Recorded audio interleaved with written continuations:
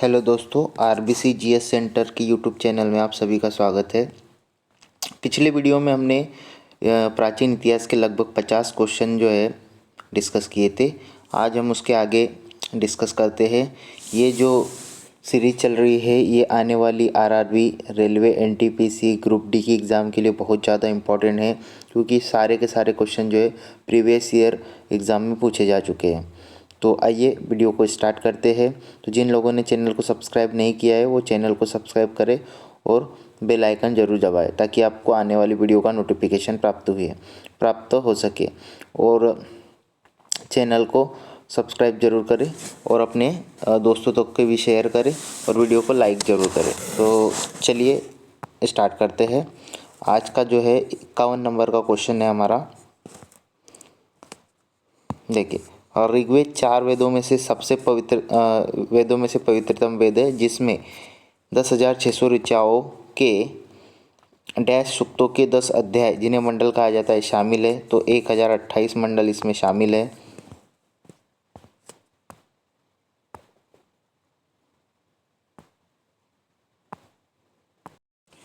तो इसकी डिटेल देख लेते हैं। चारों वेदों में ऋग्वेद सबसे प्राचीन तथा अथर्ववेद सबसे नवीन है। ऋग्वेद को 10 भागों में बांटा गया है, जिन्हें मंडल के नाम से जाना जाता है। इसमें 10,600 ऋचाओं और 1028 सूक्तों का संग्रह है। ऋग्वेद में उद्धृत प्रमुख देवता इंद्र है। प्रसिद्ध गायत्री मंत्र का उल्लेख ऋग्वेद के तीसरे मंडल में है तथा 90वें मंडल में सोम देवता का उल्लेख है। तो यहाँ से 2 फैक्ट आपको याद रखना है कि ऋग्वेद में उद्धृत प्रमुख देवता कौन से है, इंद्र है। और प्रसिद्ध गायत्री मंत्र का उल्लेख ऋग्वेद के तीसरे मंडल में मिलता है और 90वें मंडल में आपको सोम देवता का उल्लेख मिलता है।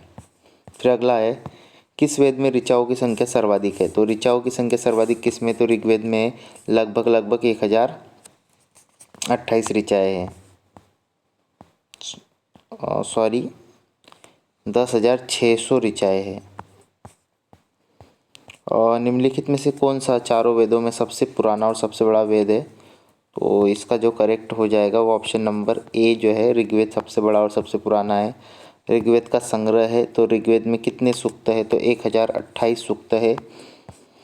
प्रारंभिक हिंदू दर्शन में जीवन के कितने चरण निर्धारित किए गए हैं। तो प्रारंभिक हिंदू दर्शन में जीवन के 4 चरण जो है निर्धारित किए हैं। तो ऑप्शन सी जो है इसका करेक्ट आंसर हो जाएगा। कौन कौन से 4 चरण निर्धारित किए गए हैं, तो ब्रह्मपुत्र 0 से 25 वर्ष तक, फिर गृहस्थ जो है 25 से 50 वर्ष, वानप्रस्थ 50 से 75 और संन्यास 75 से 100। फिर अगला प्रश्न है, प्रश्न क्रमांक 56। चारों वेदों में से किस वेद को यज्ञ सूत्र के वेद के रूप में जाना जाता है, जिसमें समान उद्देश्य के लिए इच्छित छंदों के साथ साथ विभिन्न संस्कारों के लिए अपनाए जाने वाले गद्य सूत्र भी शामिल है। तो इसका जो करेक्ट आंसर हो जाएगा ऑप्शन सी, यजुर्वेद में। तो यजुर्वेद में आपको यज्ञ सूत्रों के चारों वेदों में से यजुर्वेद को यज्ञ सूत्रों के वेद के रूप में जाना जाता है, जिसमें समान उद्देश्य के लिए इच्छित छंदों के साथ साथ विभिन्न संस्कारों के लिए अपनाए जाने वाले गद्य सूत्र भी शामिल है। फिर अगला है, उपनिषद शब्द में उप क्या दर्शाता है। तो उप का अर्थ यहाँ पे निकटता से, ऑप्शन बी जो है इसका करेक्ट हो जाएगा। तो उपनिषद शब्द में उप निकटता को दर्शाता है। उपनिषद सामान्यतः वेदांत कहलाते हैं, वे दार्शनिक ग्रंथ है। और भारतीय दर्शन के कुछ प्रमुख उपनिषद जो है, सॉरी,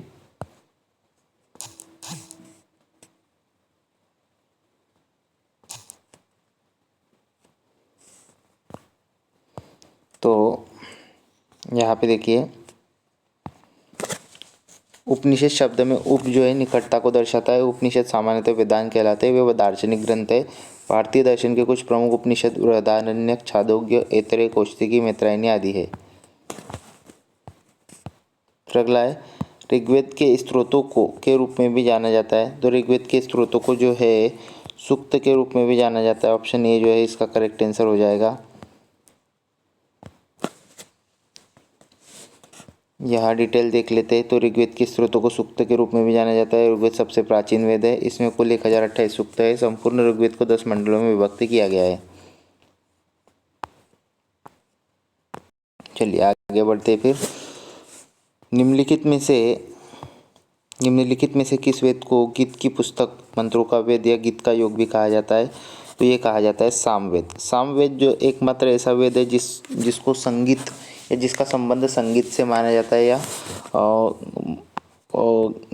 गीत से माना जाता है। गीत की पुस्तक भी कहा जाता है, तो वो डिटेल देख लेते हैं। सामवेद को गीत की पुस्तक, मंत्रों का वेद या गीत योग का योग कहा जाता है।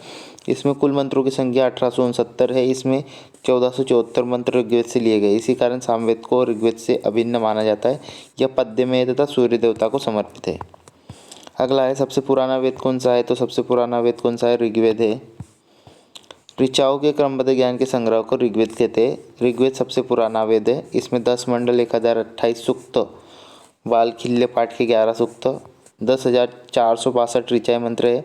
हालांकि मंत्रों ऋचाओं की संख्या के बारे में विद्वानों में मतभेद है। इस वेद के ऋचाओं को पढ़ने वाले पुरोहित को होत्रु कहते हैं, ये याद रखें। विश्वामित्र द्वारा रचित ऋग्वेद के तीसरे मंडल में सूर्य देवता सावित्री को समर्पित प्रसिद्ध गायत्री मंत्र है। इसके 9वें मंडल में सोम देवता का उल्लेख है। अगला प्रश्न देखते हैं। ऋग्वेद में ऐसे डैश डैश डैश मंत्र है जिसमें अप्रामाणिक वालखिल्य भजन शामिल है। तो इसमें जो है 1028 जो है मंत्र है। ऋग्वेद में मंत्र है कितने? 1028। वेदों का इनमें से कौन सा अंग जटिल शब्दों के अर्थ एवं व्याख्या के लिए प्रसिद्ध है? तो ये जो है निरुक्त है। जटिल शब्दों के लिए कौन सा है? निरुक्त। ऑप्शन डी जो है करेक्ट है। तो डिटेल्स देख लेते हैं इसकी। वेदों के अंगों को वेदांग कहा जाता है। वेदांगों की संख्या 6 है। शिक्षा, व्याकरण, निरुक्त, छंद, ज्योतिष और कल्प। इनमें से वेदों का अंग निरुक्त जटिल शब्दों के अर्थ एवं व्याख्या के लिए प्रसिद्ध है, जो कठिन शब्द व्याकरण की पहुंच से बाहर थे। उनके अर्थ जानने के लिए ही निरुक्त की रचना हुई। निरुक्त के रचयिता यास्क है। यास्क मुनि ने निरुक्त को व्याकरण का पूरक माना है। अगला प्रश्न है, भारत का राष्ट्रीय आदर्श वाक्य सत्यमेव जयते, सत्य की हमेशा विजय होती है, किस प्राचीन भारतीय शास्त्र से उद्धृत एक मंत्र है? तो ये जो लिया गया सत्यमेव जयते, ये मुंडकोपनिषद से लिया गया है। ऑप्शन बी जो है इसका करेक्ट आंसर हो जाएगा। तो यहाँ डिटेल में लिखा है कि सत्यमेव जयते जो मुंडकोपनिषद से लिया गया है। ये जो है इसका उल्लेख सम्राट अशोक द्वारा बनवाए गए स्तंभ सारनाथ में भी है, जैसे हूबहू भारत के राष्ट्रीय प्रतीक में शामिल किया गया है। धनुर्वेद यजुर्वेद का उपवेद है। इसका संबंध निम्न में से किससे है? तो धनुर्वेद जो है यह युद्ध कौशल से संबंधित है। तो धनुर्वेद यजुर्वेद का उपवेद है। इसके अंतर्गत धनुर्विद्या सैन्य विज्ञान आता है। धनुर्वेद वह शास्त्र है जिसमें धनुष चलाने की विद्या का निरूपण किया गया है। मधुसूदन सरस्वती ने अपने प्रस्थान भेद नामक ग्रंथ में धनुर्वेद को यजुर्वेद का उपवेद लिखा है। अगला प्रश्न है, निम्न में से किस वेद में संगीत से संबंधित ज्ञान संग्रहित है? तो ऑप्शन सी जो है सामवेद इसका करेक्ट आंसर हो जाएगा। ये हम पढ़ चुके हैं। वेदों को इंडो आर्यन सभ्यता का सर्वप्रथम साहित्यिक अभिलेख माना जाता है। इसमें शामिल 4 वेदों के नाम ऋग्वेद, सामवेद, यजुर्वेद और अथर्ववेद है। ऑप्शन ए जो है इसका करेक्ट हो जाएगा। अगला है मुंडक उपनिषद किससे संबंधित है? तो मुंडक उपनिषद जो है किससे संबंधित है? तो मुंडक उपनिषद जो है अथर्ववेद की, ऑप्शन नंबर बी जो है इसका करेक्ट हो जाएगा। मुंडकोपनिषद अथर्ववेद की शौनकी शाखा का उपनिषद है। इस उपनिषद में 3 मुंडक है। प्रत्येक मुंडक के 2-2 खंड है तथा कुल 64 मंत्र है। मुंडकोपनिषद को मंत्रोपनिषद के नाम से भी जाना जाता है। भारत के राष्ट्रीय प्रतीक में अंकित सत्यमेव जयते मुंडकोपनिषद से लिया गया है। फिर अगला है, वैदिक काल की कालावधि कब तक चली? तो वैदिक काल जो चला है 1500 से 500 BC तक चला है। अगला प्रश्न है, निम्नलिखित में से कौन सा वेद जादुई अनुष्ठानों और वशीकरण के बारे में बताता है? तो जादुई अनुष्ठानों और वशीकरण के बारे में उल्लेख हमको अथर्ववेद में मिलता है। अगला प्रश्न है, यजुर्वेद में यजुर का क्या अर्थ है? तो यजुर्वेद में यजुर का अर्थ है बलिदान। तो ऑप्शन सी जो है इसका करेक्ट आंसर हो जाएगा। निम्न में से किस वेद में बीमारियों का उपचार दिया जाता है? तो बीमारियों का उपचार आपको अथर्ववेद में मिलेगा। ऑप्शन नंबर डी जो है इसका करेक्ट आंसर हो जाएगा। फिर अगला है, निम्नलिखित में से किस उपनिषद में वसुदेव कुटुंबकम शब्द का उल्लेख किया गया है? तो वसुदेव कुटुंबकम का उल्लेख जो है महाउपनिषद, ऑप्शन नंबर ए जो है इसका करेक्ट उत्तर हो जाएगा। उपनिषदों में से डैश डैश उपनिषदों में से उपनिषद डैश डैश डैश उपनिषद मुख्य माने जाते हैं। तो कुल उपनिषदों की संख्या जो है 108 है। उसमें से 11 उपनिषद जो है आपके जो है मुख्य उपनिषद माने जाते हैं। तो इसकी डिटेल देख लेते हैं। देखिए, उपनिषद ही समस्त भारतीय दर्शन के मूल स्रोत है, उन्हें वेदांत भी कहा जाता है। सत्यमेव जैसे भारत का राष्ट्रीय आदर्श वाक्य मुंडकोपनिषद से लिया गया है।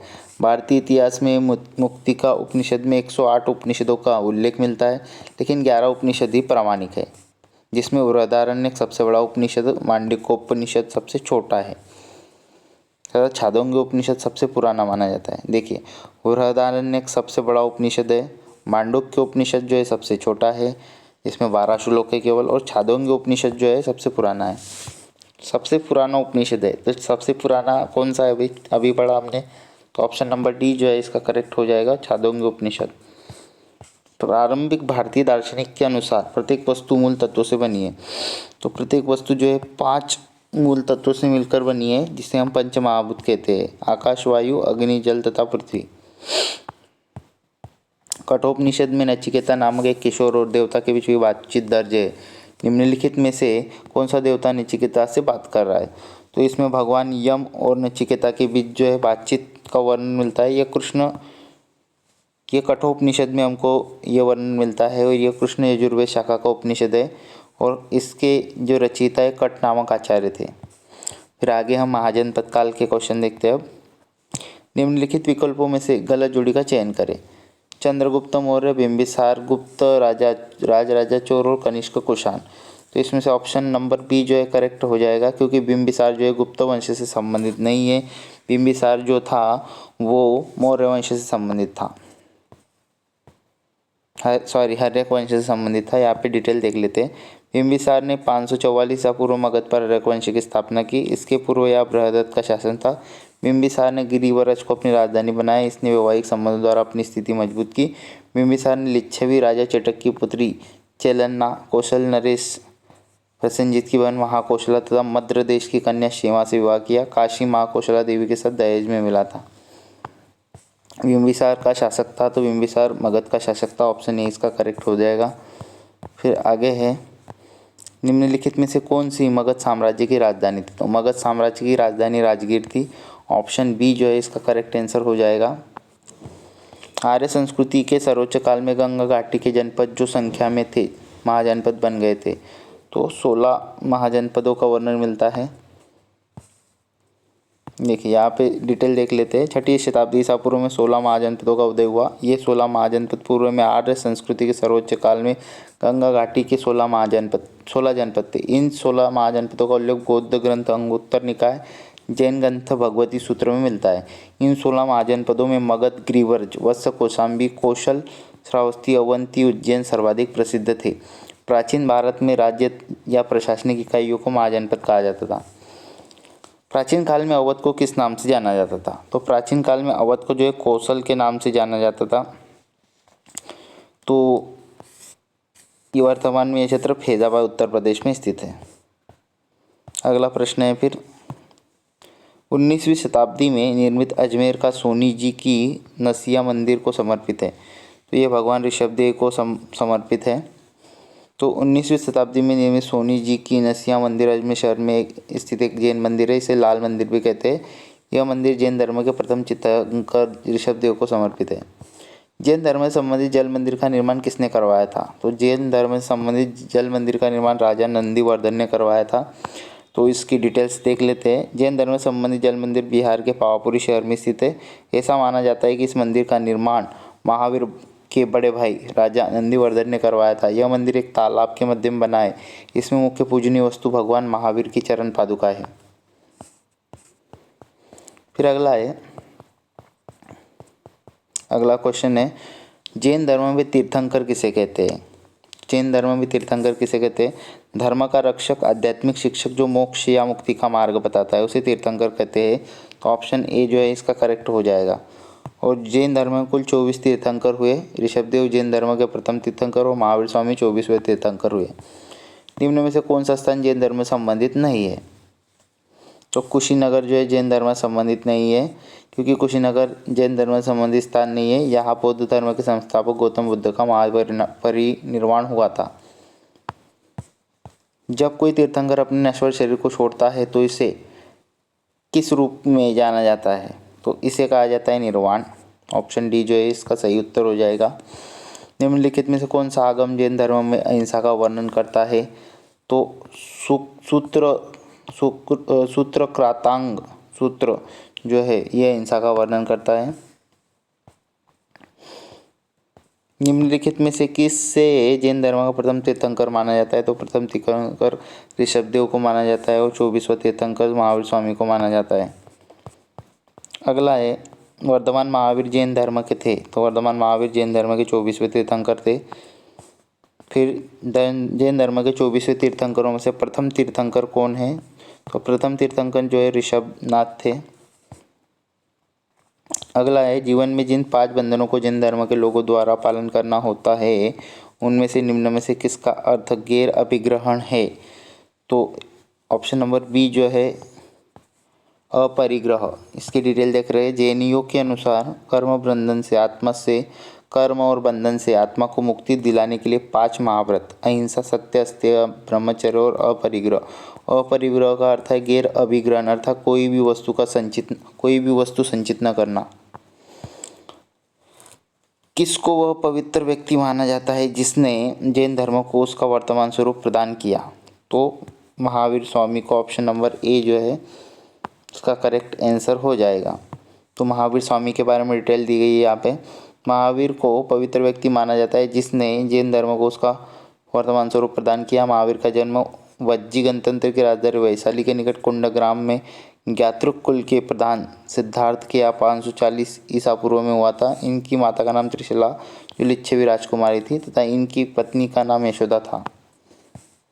स्वामी महावीर का जन्म कहाँ हुआ था? तो ये कुंडग्राम में हुआ था। ऑप्शन डी जो है करेक्ट आंसर हो जाएगा। महावीर और उनके अनुयायियों की शिक्षाओं को लगभग 1500 वर्ष पहले जिस रूप में लिखा गया था उसी रूप में वर्तमान में किसी स्थान पर उपलब्ध है? तो ये गुजरात में वल्लभी नामक स्थान पर जो है उपलब्ध है। फिर अगला क्वेश्चन है,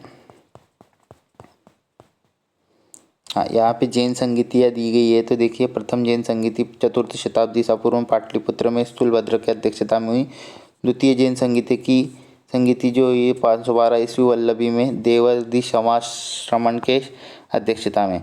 जैन धर्म में जैन शब्द संस्कृत जिन से लिया गया जिसका अर्थ है अर्थात जिसने सभी मानवीय भावावेशों पर विजय प्राप्त कर ली हो। तो ये जिन का अर्थ होता है विजेता। अगला है जैन धर्म का तीर्थस्थल पालिताना मंदिर निम्न में से किस राज्य में स्थित है? तो पालिताना मंदिर जो है गुजरात राज्य में स्थित है। ऑप्शन बी जो है इसका करेक्ट आंसर हो जाएगा। ये जो है पालिताना मंदिर गुजरात के भावनगर जिले में शत्रुंजय पहाड़ी पर स्थित जैनियों का पवित्र तीर्थस्थल है। मुख्य मंदिर प्रथम तीर्थंकर ऋषभदेव को समर्पित है। यह मंदिर एक महान जैन संरक्षक कुमारपाल सोलंकी ने 11वीं शताब्दी में बनाया था। पालिताना शहर को मंदिरों का शहर माना जाता है। दिगंबर संप्रदाय इनमें से किस धर्म से संबंधित है? तो दिगंबर संप्रदाय जैन धर्म से संबंधित है। एक मिनट, दिगंबर संप्रदाय किस धर्म से संबंधित है? तो दिगंबर संप्रदाय जैन धर्म से संबंधित है। 6ठी शताब्दी ईसा पूर्व के प्रारंभ में भगवान महावीर का जन्म निम्नलिखित में से किस स्थान पर हुआ था? तो भगवान महावीर का जन्म जो हुआ था वो वैशाली नामक स्थान पर, वैशाली में भी कहा तो कुंडग्राम में 540 ईसा पूर्व में हुआ था। वह जैन धर्म के 24वें एवं अंतिम तीर्थंकर हुए। भगवान महावीर का मूल नाम क्या था? तो भगवान महावीर का मूल नाम वर्धमान, भगवान महावीर का मूल नाम वर्धमान था। अगला देखते हैं फिर जैन मठ संस्थानों को क्या कहा जाता है? तो जैन मठ संस्थानों को बसादी या बसादिस कहा जाता है। जैन धर्म के प्रथम तीर्थंकर ऋषभदेव तीर्थंकर महावीर स्वामी हुए। महावीर स्वामी के अनुयायियों को मूलतः निर्ग्रंथ कहा जाता है। महावीर तीर्थंकरों में अंतिम तीर्थंकर माने जाते हैं 24वें। ऑप्शन सी जो इसका करेक्ट हो जाएगा। 24वें जैन तीर्थंकर का नाम क्या था? तो 24वें जैन तीर्थंकर का नाम जो है महावीर था। पार्श्वनाथ जो एक क्षत्रिय और बनारस के राजा अश्वसेन का पुत्र था वह जैन तीर्थंकर बना। तो ये 23वां पार्श्वनाथ जो थे वो 23वें जैन तीर्थंकर थे। त्रिरत्न की अवधारणा से संबंधित है। तो त्रिरत्न की अवधारणा जो है जैन धर्म से संबंधित है और बौद्ध धर्म भी इसमें आपको मिलते हैं, त्रिरत्न बुद्ध धम्म और संघ। तो ये जो है क्वेश्चन जो है आरआरबी ने डिलीट कर दिया था। अगला है, निम्नलिखित में से अनुसरण किए जाने वाले धर्म एवं पवित्र पुस्तक की कौन सी जोड़ी असंगत है। तो इस्लाम से संबंधित कुरान है, सिख धर्म गुरु ग्रंथ साहिब है, जैन धर्म उपनिषद है, ईसाई धर्म बाइबिल है। तो इसमें से जैन धर्म जो है ये करेक्ट आंसर हो जाएगा, क्योंकि जैन धर्म से संबंधित उपनिषद नहीं है। फिर अगला है, शब्द श्वेतांबर से जुड़ा हुआ है। तो श्वेतांबर शब्द जो है वो जैन धर्म से जुड़ा हुआ है। ऑप्शन बी जो है इसका करेक्ट आंसर हो जाएगा। और यहाँ पे इसकी डिटेल देख लेते हैं। श्वेतांबर शब्द जैन धर्म से जुड़ा था। चंद्रगुप्त मौर्य के शासनकाल में जैन धर्म दो संप्रदाय श्वेतांबर एवं दिगंबर में बढ़ गया था। श्वेतांबर संप्रदाय के अनुयायी सफ़ेद वस्त्र धारण करते थे, जबकि दिगंबर संप्रदाय के अनुयायी नग्न रहते थे। तो दोस्तों ये थे आज के हमारे क्वेश्चन, टॉप 50 क्वेश्चन। अगले लेक्चर में हम इसके आगे के क्वेश्चन डिस्कस करेंगे, बौद्ध धर्म और उससे रिलेटेड। तो तब तक के लिए बाय। वीडियो को अंत तक देखने के लिए आपका बहुत बहुत धन्यवाद। चैनल को लाइक करें और सब्सक्राइब करें। Thank you.